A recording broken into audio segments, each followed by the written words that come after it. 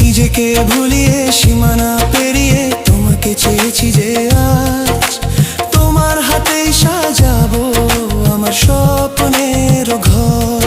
আমি তোমার প্রেমে পড়ে দুনিয়া ভুলে গেছি।